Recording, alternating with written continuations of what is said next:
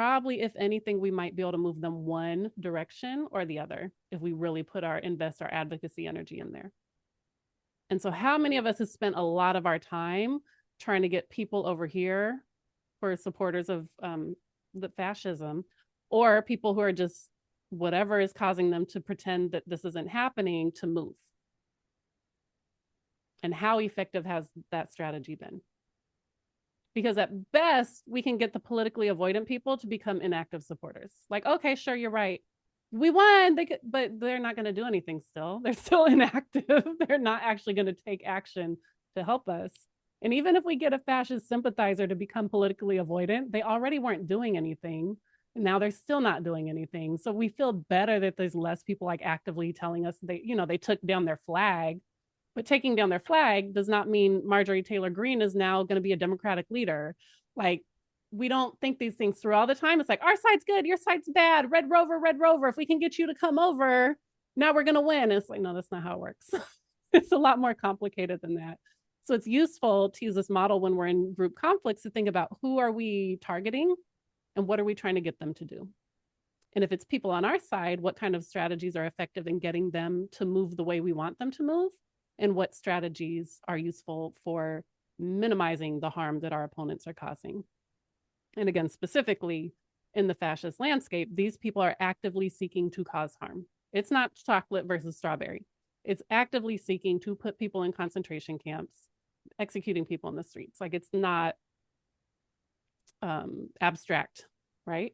And we got this side over here actively working to mitigate harm and getting really frustrated by how difficult it is to do that, and then taking it out on each other because we're the ones we have access to.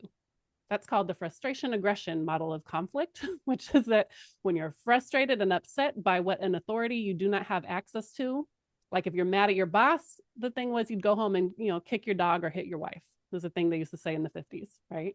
So you take your frustration that someone else is oppressing you, so you oppress a person next to you.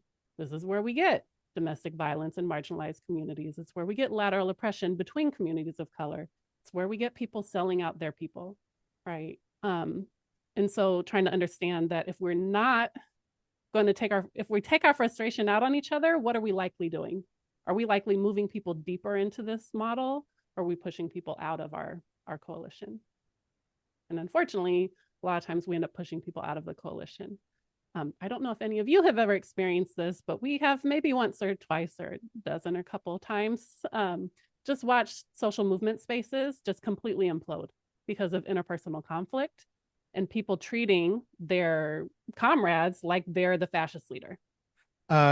Really, it's because it's one of the things that they can't stand, right? Like, their whole thing is this idea that they are to be taken seriously, that what they represent is to be taken seriously. And myself and other people who take quite seriously the idea of what humor and what the role of a clown is, understand that we have a very clear role, right? Which is to decrease all of their positive self esteem and all of it out of their followers by making fun of the idea that they even use words like strongman to talk about themselves. That is just so sad. Um, they might as well just hang truck nuts around their necks.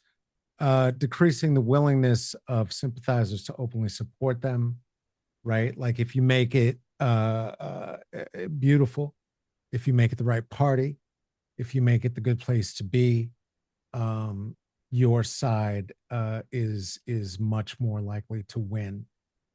We want to activate our supporters and get them be like, hey, I'm so glad you're at the protest here today. Would you be willing to go honk your car horn outside the Marriott with me tomorrow? Right? So building upon actions. Unfortunately, this culture of pettiness and critique has gotten to the place where it's like, well, you're not doing enough and they're not doing enough. And why won't you do this? And it's like, that's not a good recruiting strategy. It might be an accurate analysis.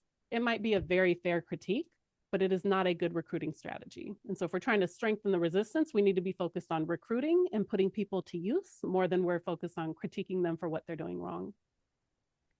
You're so very welcome. Take care of yourselves. Take care of each other. Be safe.